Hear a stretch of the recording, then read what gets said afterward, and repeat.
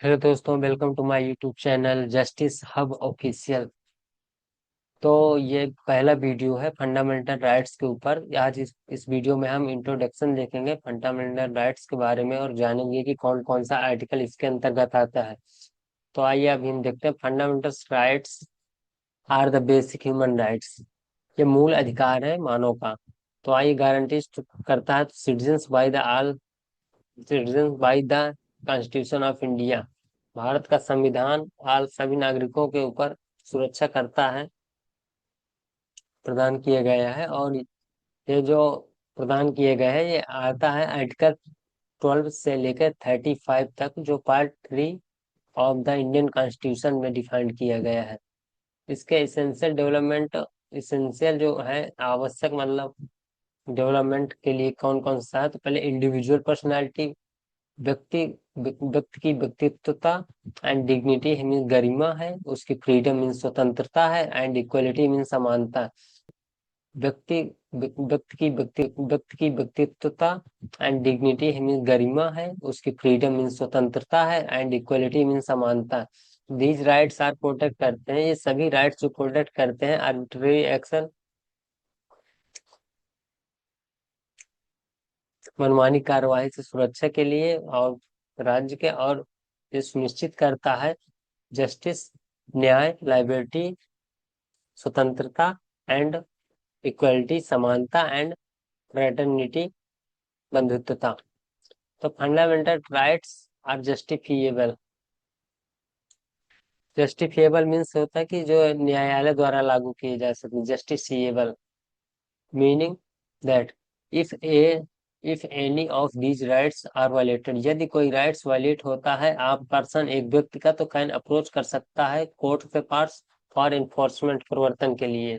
तो article related to fundamental rights, कौन कौन से आर्टिकल रिलेटेड है जो फंडामेंटल राइट्स के अंतर्गत आते हैं। तो आर्टिकल 12 से लेकर 35 तक डिफाइंड किए गए हैं। तो पहला जो मतलब ये कुछ पार्ट्स में डिवाइड किए हैं, जैसे कि राइट टू इक्वलिटी आर्टिकल 14 से 18, and right to freedom article 19 से 22, and right against exploitation article 23 से 24, and right to freedom of religion article 25 to 28, and cultural and educational rights article 29 to 30, right to constitution remedies article 32। इस तरह से define किए गए हैं 6 part में।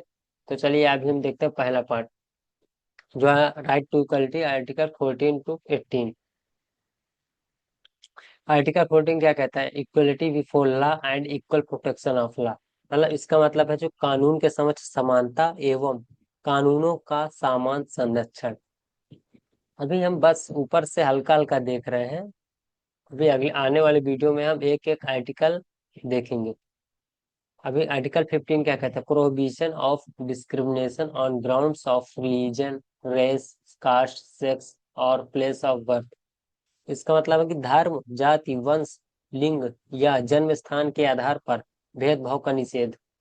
Article 16 क्या कहता है? Equality of opportunity in public employment, सार्वजनिक रोजगार में अवसर की समानता। आर्टिकल 17 क्या कहता है? एबोलिशन ऑफ अनटचेबिलिटी, अप्रस्तुतता का उन्मूलन। ये कई बार बहुत सारे एग्जामों में आता है ये, अप्रस्तुतता का उन्मूलन, एबोलिशन ऑफ अनटचेबिलिटी। आर्टिकल 18 कहता है एबोलिशन ऑफ टाइटल्स, मतलब उपाधियों का अंत। ये अप्रस्तुतता का अंत, उपाधियों का अंत, ये सब अलग अलग है। उपाधियों का अंत में टाइटल, टाइटल्स मीन्स उपाधियां। अब इसके बाद हम सेकंड पार्ट देखते हैं right to freedom article 19 to 22। Article 19 क्या कहता है? Protection of 6 freedoms, speech and expression, assembly, association, movement, residence and profession. ये जो 6 प्रकार की स्वतंत्रताओं का संरक्षण बताया गया, तो इसमें जो स्पीच एंड एक्सप्रेशन है तो इसका मतलब है कि वाक एवं अभिव्यक्ति। सेकंड है असेंबली, सभा, एसोसिएशन मीन्स है संगठन, एंड मूवमेंट मीन्स है आवागमन, एंड रेसिडेंस मीन्स है आवास, एंड लास्ट है जो प्रोफेशन मीन्स है कि उसका व्यवसाय की स्वतंत्रता। आर्टिकल 20 क्या कहता है? Protection in respect of conviction of for offences, अपराधों के संबंध में दोष सिद्धि से संरक्षण। ये मतलब एकदम शुद्ध हिंदी के रूप में, इसलिए थोड़ा कम समझ में आ रहा है। दोष सिद्धि मतलब जो उसके ऊपर एक दूसरे के ऊपर अपराधों के लिए लगाते हैं, इस तरह से। आर्टिकल 21 क्या कहता है? Protection of life and personal liability. Personal मतलब इसका मतलब है जीवन और व्यक्तिगत स्वतंत्रता का संरक्षण। ये हमारे सब प्रोटेक्शन करते हैं, मतलब संरक्षण करते हैं। आर्टिकल 21 क्या कहता है? Right to education for children age 6 to 12 14 years, 6 से 14 वर्ष। ये जो दिखा है ना, 6 से 14 वर्ष के बच्चों के लिए शिक्षा का अधिकार। Article 22 protection against arrest and detention in certain cases, मतलब गिरफ्तारी और निरोध के मामलों में संरक्षण। सेकंड पार्ट भी खत्म, एंड थर्ड पार्ट में आते हैं कि rule and rights against exploitation. Article 23 and 24। 23 क्या कहता है? मतलब आगे एक्सप्लॉयटेशन का मतलब जानते हैं क्या होता है? कि शोषण के विरुद्ध अधिकार। अगेंस्ट एक्सप्लॉयटेशन शोषण के विरुद्ध, राइट्स मीन अधिकार। तो आर्टिकल 23 कहता है prohibition of human trafficking and forced labour, जो मानव तस्करी है। ह्यूमन ट्रैफिकिंग मीन्स मतलब होता है मानव तस्करी, एंड फोर्स लेबर मानव तस्करी एंड बंधुआ मजदूरी का निषेध। और जो है आर्टिकल 14 कहता है prohibition of employment of children before 14 years in hazardous occupation, 14 वर्ष से कम आयु के बच्चों को खतरनाक उद्योगों में रोजगार देने का निषेध। यह आर्टिकल हमारा 24 कह रहा है। अब आता है पार्ट 4 में, right to freedom of religion, जो आर्टिकल 25 से 28 तक डिफाइंड किया गया है। तो आर्टिकल 25 क्या कहता है? Freedom of conscience and free profession practice and propagation of religion, तो अंतःकरण की स्वतंत्रता तथा धर्म को मानने, पालन करने और प्रचार करने की स्वतंत्रता, आर्टिकल 25 कहता है। और आर्टिकल 26 क्या कहता है? Freedom to manage religious affairs, धार्मिक मामलों का प्रबंधन करने की स्वतंत्रता। आर्टिकल 27 क्या कहता है? Freedom from payment of taxes for promotion of a particular religion, मतलब किसी विशेष धर्म के प्रचार हेतु भुगतान से स्वतंत्रता। तो क्या कहते हैं? Freedom for payment of any tax promotion of a particular religion. Article 28 क्या कहता है? Freedom from religious instruction in certain education institutions, कुछ शैक्षणिक संस्थानों में धार्मिक शिक्षा से स्वतंत्रता। आइए पार्ट 5 देखते हैं, cultural and educational rights. Article 29 and 30। 29 क्या कहता है? Protection of interest of minorities, अल्पसंख्यकों के हितों का संरक्षण।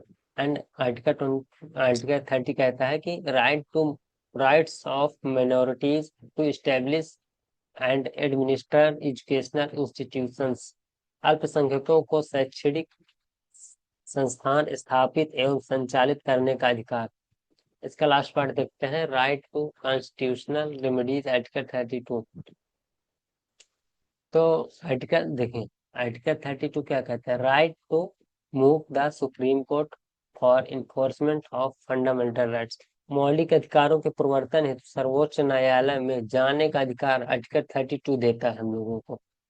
अब देखिए, ये आर्टिकल वो 12 रह गया था ना, तो देखिए आर्टिकल 12 क्या कहता है? डिफिनीशन देता है स्टेट की। एंड आर्टिकल 13 क्या कहता है? Law is consistent with or in derogation of fundamental rights are void, मौलिक अधिकारों के विरुद्ध कोई भी कानून शून्य होगा। मतलब कोई भी कानून अगर बनेगा, अगर वो मौलिक अधिकारों के विपक्ष में जा रहा है, तो वो कानून जीरो होगा। अब देखिए article 33 and 35। Power of Parliament to modify the application of fundamental rights in certain cases and related provisions, विशेष परिस्थितियों में मौलिक अधिकारों के प्रयोग से संबंधित संसद की शक्तियां, ये इसमें दी गई हैं। और इसमें एक नोट दिया गया, देखिए, right to property was originally fundamental rights, जो अंडर आता है 31 के, but it was removed by the 14 Constitutional Amendment Act 1978 and is now a legal rights under Article 300A। संपत्ति का अधिकार पहले अनुच्छेद 31 के अंतर्गत मौलिक अधिकार था, लेकिन 44वें संविधान संशोधन अधिनियम 1978 द्वारा इसे हटा दिया गया। अब वह अनुच्छेद जो अभी ये है ना आर्टिकल, अभी ये आर्टिकल जो 31 है, ये हमारा राइट टू प्रॉपर्टी था, संपत्ति का अधिकार था, तो अब इसको हटाकर हमने 44वें संविधान संशोधन एक्ट 1978 के तहत आर्टिकल 300A में कर दिया गया है। अब हम इसके बारे में देखते हैं यूनिक फैक्ट्स, मतलब कुछ कुछ अलग भी होना चाहिए ना। मतलब मौलिक अधिकारों के बारे में कुछ विशेष तथ्य तो होना ही चाहिए ना, कि कैसे क्या है, कहाँ से आया और इसके क्या विशेषताएं हैं। तो फंडामेंटल राइट्स पहला देखते हैं, fundamental rights are not absolute, मतलब मौलिक अधिकार पूर्णतः निरपेक्ष नहीं है। जैसे देखो, the government can impose reasonable restriction on certain rights in the interest of national security, public order, morality and sovereignty of India. भाई जो ये राष्ट्रीय सुरक्षा है क्यों दी गई है? राष्ट्रीय सुरक्षा सार्वजनिक व्यवस्था, नैतिक तथा भारत की संपूर्णता के हित में सरकार इन पर व्यक्ति संगत प्रबंध लगा सकती है। पहला इसका इस फंडामेंटल राइट्स के बारे में बता रहा है, इंस्पायर्ड बाई अदर कंट्रीज, अन्य देशों से क्यों मतलब प्रेरित है? यह हमारे जानते कहाँ से लिए गए हैं? अमेरिका से लिए गए हैं। The fundamental rights in the Indian constitution were largely inspired by the United States bill of rights. America के बिल ऑफ राइट्स से प्रेरित है ये हमारा फंडामेंटल राइट्स। एंड आर्टिकल 32 क्या कहता है? Heart and soul of the constitution, जो डॉक्टर भीमराव अम्बेडकर के अनुच्छेद 32 को संविधान की आत्मा और हृदय कहा था, क्योंकि यह मौलिक अधिकारों के संरक्षण की गारंटी देता है। Rights are available to different groups, जो राइट्स है वो अवेलेबल किए गए डिफरेंट ग्रुप में। तो आइए देखते हैं, मतलब ये क्या बता रहा है, some fundamental rights are available only citizens, मतलब कुछ मौलिक अधिकार है जो केवल भारतीय नागरिक को प्राप्त है, जैसे अनुच्छेद 19। जबकि जबकि मतलब वाइल जबकि other are available to all person including foreigners, जबकि कुछ अधिकार सभी व्यक्तियों को प्राप्त है, जैसे निकाल 14 और 21। मतलब इसमें क्या कहा गया? भारतीय नागरिक जैसे आर्टिकल 19 क्या था, आप बताइए आर्टिकल 19 क्या था? आर्टिकल 19 में सीधे सीधे कहा गया था कि मतलब 6 प्रकार की स्वतंत्रताएं हैं हमारे पास, वाक एवं व्यक्ति की स्वतंत्रता, सभा की स्वतंत्रता, संगठन की स्वतंत्रता, आवागमन की स्वतंत्रता, निवास की स्वतंत्रता एवं व्यवसाय एवं की स्वतंत्रता। तो हमारे आर्टिकल 19 में दिया गया, आर्टिकल 19, ठीक है, ये उसी के बारे में बता रहा है, जो आर्टिकल 19। तो अब पांचवा देखेंगे, courts can protect these rights. Court हमारा प्रोटेक्ट करेंगे ना। भाई न्यायालय किस लिए है? हमारे राइट्स को प्रोटेक्ट करने के लिए और अपना निर्णय देने के लिए। यदि कोई गलत है तो उसको गलत ठहराने के लिए, सही है तो उसको सही ठहराने के लिए। तो अब हमारे पास जो courts can protect these rights if a fundamental rights are violated, a person can directly approach the Supreme Court of India under article 32 और हाई कोर्ट अंडर 226। इसमें सीधा सीधा बोला गया है कि अगर कोई फंडामेंटल राइट्स को आपके उल्लंघन करता है तो व्यक्ति सीधे जा सकता है, पहले सुप्रीम कोर्ट में जा सकता है अंडर आर्टिकल 32 के अंतर्गत, एंड हाई कोर्ट में भी जा सकता है अंडर आर्टिकल 226 के अंतर्गत। Rights of life article 21 has expanded greatly, जीवन का अधिकार आर्टिकल 21 दे रहा है। मतलब किस तरह देकर, राइट टू प्राइवेसी के रूप में, राइट टू क्लीन इन्वायरमेंट के रूप में, राइट टू लिवलीहुड के रूप में, राइट टू हेल्थ के रूप में, राइट टू डिग्निटी के रूप में। आठवां बोल रहा है fundamental rights promote democracy. Fundamental rights क्या करते हैं? वो डेमोक्रेसी, लोक के अधिकार को और मजबूत बनाते हैं। They protect citizens from arbitrary government action and ensure individual freedom. ये नागरिकों को सरकार की मनमानी से बचाते हैं जो हमारे राइट्स हैं सरकार की मनमानी से बचाते हैं और व्यक्तिगत स्वतंत्रता सुनिश्चित करते हैं। 9 नंबर देखेंगे, fundamental rights and fundamental duties are complementary. जो फंडामेंटल राइट्स और फंडामेंटल ड्यूटीज, मतलब फंडामेंटल मौलिक अधिकार हो गए, फंडामेंटल ड्यूटीज मौलिक कर्तव्य हो गए, ये एक दूसरे के पूरक हैं। जैसे देख, right empowerment citizens while duties remind them of their responsibilities towards the nation. तो मौलिक अधिकारों को सशक्त बनाते हैं, पहली चीज, अधिकार नागरिकों को सशक्त बनाते हैं। सेकंड में आता है, जबकि कर्तव्य उन्हें राष्ट्र के प्रति जिम्मेदारी दी याद दिलाते हैं। भाई, कर्तव्य का मतलब कि अपनी, तुम्हें अपना कर्तव्य, अपनी जिम्मेदारी पता होना चाहिए ना, क्या है हमारे राष्ट्र के प्रति, उसके बारे में। और जो अधिकार है तो नागरिकों के लिए देते हैं। भाई, आपके पास अधिकार है, आप सशक्त रहिए और निष्फिक्र रहिए, पर उन जो दिए गए हैं अधिकार, उनका उल्लंघन मत करिए।